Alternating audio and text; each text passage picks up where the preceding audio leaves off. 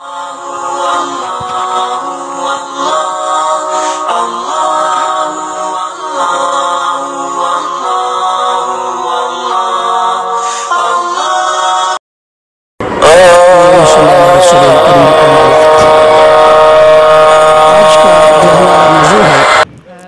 ہے کہ اصحاب کہف کا غار کہاں ہے۔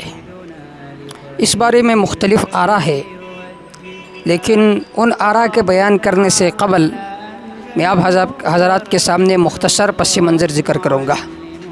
یہ جو اصحاب کہف تھے یہ تقریباً 7 افراد تھے اور 8 وہ ان کا کتا تھا۔ قرآن مجید میں اللہ رب العزت کے ارشاد ہے سیقولون ثلاثۃ رابعهم کلبهم ویقولون خمسۃ سادسهم کلبهم رجما بالغیب۔ بعض لوگ کہتے ہیں کہ 4 تھے 5 ان کا کتا تھا، بعض کہتے 5 تھے 6 ان کا کتا تھا۔ اللہ نے ان دونوں قولوں کو رد کیا کہ رجما بالغیب۔ پھر تیسرا قول یہ ویقولون سبعۃ وثامنهم کلبهم، یہ لوگ کہیں گے کہ 7 تھے اور 8 ان کا کتا تھا۔ تو اس کی تردید اللہ رب العزت نے نہیں فرمائی، تو اس سے معلوم ہوا کہ راجح قول یہ ہے کہ وہ 7 تھے اور 8 ان کا کتا تھا۔ اب وہ اس غار میں کتنے سال انہوں نے گزارے تو اللہ رب العزت کی ارشاد ہے وَلَبِثُوا فِي كَهْفِهِمْ 300 سِنِينَ وَازْدَادُوا 9 کہ وہ 309 برس وہاں پر انہوں نے اس غار میں گزارے، گویا 3 صدیاں اور اس کے کچھ اوپر وہ وہاں پر رہے۔ وہ کیوں اس غار میں انہوں نے پناہ لی تھی؟ اس کی بنیادی وجہ یہ ہے کہ یہ جو لوگ تھے 7 افراد تھی وہ زرا کے بچے تھے، اور اس وقت جو بادشاہ تھے دقیانوس وہ پرست تھا، وہ ان کو مجبور کرتے تھے شرک پر، تو وہ اس شرک کے عقیدے سے بھاگ کر انہوں نے ایک غار میں پناہ لی، وہاں پر سو گئے 309 برس تک۔ جس زمانے میں یہ لوگ اٹھے تو اس وقت ایک بادشاہ تھا، وہ بادشاہ جو تھا وہ موحد تھا۔ بعض لوگ ان کے بادشاہت میں ایسے پیدا ہو گئے کہ جو بت پرست تھے اور قیامت کے منکر تھے، تو اللہ نے یہ واقعہ رونما کیا تاکہ وہ لوگ قیامت کے قائل ہو جائے۔ جو ظالم بادشاہ تھا اس کا نام جو تھا وہ دقیانوس تھا، اور جس وقت یہ لوگ اٹھے تو اس وقت ایک موحد بادشاہ تھا۔ خیر، جب وہ لوگ ان پر باخبر ہو گئے تو وہ ان کے غار کے پاس آئے، تو ایک قول کے مطابق وہ غار والے ان کے ساتھ ملے اور پھر اس کے بعد وہ غار میں جا کر سو گئے۔ یہ تو مختصر واقعہ تھا اس بارے میں۔ اب یہاں پر وہ غار کہاں ہے تو اس بارے میں مؤرخین کے مختلف آراء پائی جاتی ہے۔ مولانا ابوالکلام آزاد اور سید سلیمان ندوی اس کو پیٹرا شہر میں بتاتے ہیں، تو سید مودودی اور بیشتر قدیم مفسرین اس کو ترکی کے شہر افسوس میں بتاتے ہیں، جبکہ اردن کے ایک عالم محترم محمد تیسیر زبیان اس کو عمان کے قریب اسی پہاڑی پر بتاتے ہیں جہاں پر بہت سارے لوگ دیکھنے گئے تھے۔ یہ جو ویڈیو میں زیر نظر تصاویر ہے یہ اسی عمان شہر کی ہے۔ پیٹرا میں تو یہ غار موجود ہی نہیں، اور نہ ہی حکومت اردن نے ایسی کوئی نشاندہی کر رکھی ہے۔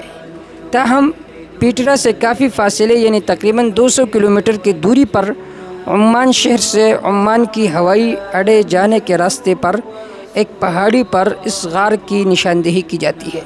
اس غار کے پاس اب حکومت اردن نے ایک عالیشان مسجد تعمیر کر دی ہے جو آپ کو تصاویر میں سامنے نظر آتی ہے، جس کے دائیں طرف نیچے جا کر یہ غار آتا ہے۔ اس غار کے بالکل سامنے ایک مسجد کے کنڈرات ملتے ہیں جس کے بابت تیسیر زبیان صاحب کا قیاس ہے کہ رومی بادشاہ جسٹن کے عہد یعنی 517 یا 537 عیسوی میں یہ رومیوں نے ایک معبد خانہ بنوا دیا تھا، جس کو عبد الملک بن مروان نے اپنے عہد میں مسجد میں تبدیل کر دیا۔ اس مسجد میں ایک محراب بھی بنی ہوئی ہے، اور اس کی بابت مقامی لوگوں کا کہنا ہے کہ اس مسجد کا قبلہ بیت المقدس کے طرف ہے، لیکن ہماری سمجھ میں یہ نہیں آیا کہ اس مسجد کا قبلہ بیت المقدس کے طرف کیوں کر ہے۔ اگر عبد الملک بن مروان نے یہاں موجود معبد کو مسجد میں بدل دیا تو وہ اس کا قبلہ مکہ کے طرف کرتے نہ کہ بیت المقدس کے طرف، واللہ اعلم، یہ ایک شبہ ہے۔ اس غار کے ساتھ ایک درخت لگا ہوا ہے جو آپ کو ویڈیو میں نظر آتا ہے، جبکہ غار کے دبائے پر بعض تطیب طرز کے ایک دیوار بنی ہوئی ہے جو کہ اس دور کے تعمیر کہی جاتی ہے، جس دور میں اصحاب کہف اٹھ کر واپس سو گئے تھے۔ غار میں داخل ہونے کے لیے 2 سیڑھیاں نیچے اترنا پڑتا ہے۔ نیچے اترتے ہی تو دائیں طرف آپ کو 3 قبریں نظر آتی ہے، جبکہ بائیں طرف 4 قبریں بنی ہوئی ہے۔ ان 7 قبروں کی بابت یہ کہا جاتا ہے کہ یہ ان نوجوانوں کے قبریں ہیں جو کہ یہاں آ کر پناہ گزین ہوئے تھے۔ یہ قبریں بعد میں بنائی گئی تھی، یہ بات ذہن میں رکھیں۔ دائیں طرف کی ایک قبر میں وہ ہڈیاں رکھی گئی ہے جو کہ اس غار کے دریافت کے وقت یہاں ملی تھی۔ اس قبر میں ایک شیشہ لگا ہوا ہے جس کے ذریعے سے اندر انسانی ہڈی کو دیکھا جا سکتا ہے۔ اس غار میں بعض تعمیرات صلاح الدین ایوبی کے دور کے ہیں، جیسے غار کے چھت وغیرہ۔ غار میں داخل ہوتے ہی سامنے ایک چبوترا بنا ہوا ہے جس کے دائیں طرف سے ایک سرنگ چمنی کی طرح اوپر جاتی ہے جس سے ہوا اور روشنی آتی ہے۔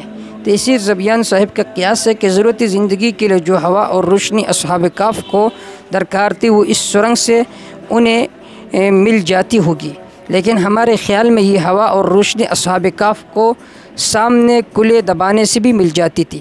تاہم اس سرنگ کے راستے غار میں بارش کا پانی آنے کا اندیشہ رہا ہوگا، واللہ عالم۔ تیسیر زبیان صاحب کے تحت قرآن میں جو فجوہ کا لفظ استعمال ہوا ہے وہ اسی چبوتری کے لیے آیا ہے جو کہ غار میں اتر کے سامنے سرنگ کے برابر میں آتا ہے، لیکن ہمارا نہیں خیال کہ فجوہ یعنی کشادہ یا کلی جگہ کی تعریف کے لیے وہ چبوترا کافی ہوگا۔